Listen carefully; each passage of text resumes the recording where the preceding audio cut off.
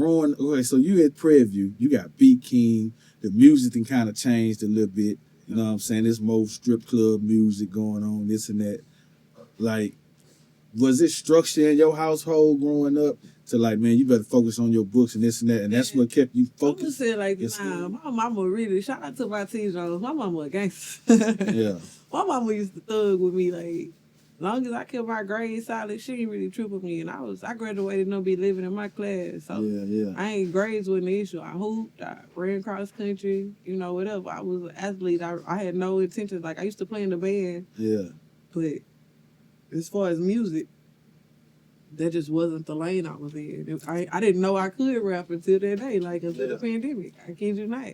So what? So you at PV, right?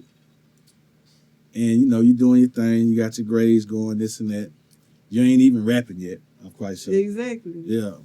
I was still in my turn-up era. you a young black woman in college, going to school, and then you decided to start stripping. Because that's true that you went to... Yeah, I used to strip from like 08 to like 13. What was that experience like, man? Give me a talk about it. I am the growth as far as a person, like that was a get it because you need it type situation, right? Yeah. So I was in the strip club with a textbook a whole lot of times, like preparing for class type shit. This was just a hustle.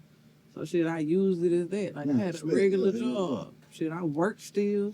That was just my nighttime hustle to make shit shake, to make sure the rest of the people I was taking care of was good. So when that B King come on, that motherfucking because I'm tell you, first time I heard B King, right? I was in penitentiary, I got my headphones on and shit. And it's right around this time, I know you probably at PV. When that motherfucking that left cheek, right cheek, plop, plop, plop, plop, plop. When that motherfucker come on, like, was that like a song that you really turned up to in the strip club? Man, yeah. That was so, for me, honestly, my era of time and where I was a Rich Homie Quan. Like, Rich Homie Quan was still coming out in that era when I was really starting to strip. Yeah. And so it was more like the clubs I was in was really not on. Like B King came on, but they wasn't running B King like they was running B King. You know, he was still pushing his music, and so because of that, like you know, again going to PV, shit, I probably know some B King songs y'all don't know. Like B King got a PV right hook song right now that'll crack you the fuck up by somebody getting knocked out in the MAC, but. I would have, but no, I got you. Know what I did with it. But yeah, like I did the Rich Homie Quan, Young Jeezy, like it was still the trap era when I was in the club hard like that. Like it was still a lot of trap music happening. So that music, the B King music, was just kind of starting to filter in. Yeah. So what, like in your opinion, with you growing up with Houston music, you seen the transition of that music that was going on from 96 all the way to 2005 to what the music needed to change, right? I guess that's what the younger generation behind was saying. I mean, I don't know if we were saying that, but so when I got to PV, it was a lot of Dallas boogie music happening. Yeah. So that was my Dougie.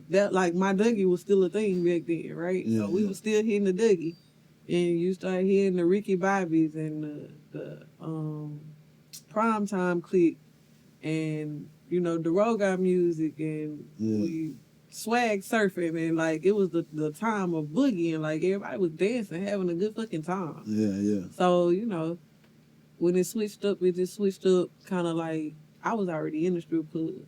So then when the music started like becoming more strip club sound, and then it kind of assisted the hustle. Yeah. But you know, it kind of just the sound changed naturally. Like it was just a natural progression. I don't think nobody was advocating for it to push one way or the other. Yeah. Let me ask you something. I ain't never thought about this. Does being a stripper affect mental health? Can mess with your mental health? Hell yeah. How? Give me some examples on that. Man, I done watched the strip club draw some beautiful people in and spit them the fuck out, fucked off. Like, if you wasn't focused on what you was there for, I done seen people come in one way and leave out another. We just gonna say it like that. Yeah. And it ain't no disrespect, like, hey, to everybody that's hustling, however they hustling, get their money. But at the same time, self-care is a must, like taking care of yourself. Yeah. And the mental health that come with that, just think about it, like every time I was in the club, for me, I feel like a rat in a pit full of snakes every time. Yeah. Just imagine you being objectified at every level. Like I knew shit was weird the first time somebody tried to really like put their face in my ass while I'm on stage. Like I'm dancing, like not paying you no mind, and you come trying to like put your entire face, nose in my ass. Like what the fuck is that? If that ain't the mind frame you on, you there trying to hustle. That ain't really where you at with it. But you being objectified to the 10th power. But at the same time, I think that dancers make excellent rappers because they have the stories to tell. Look, I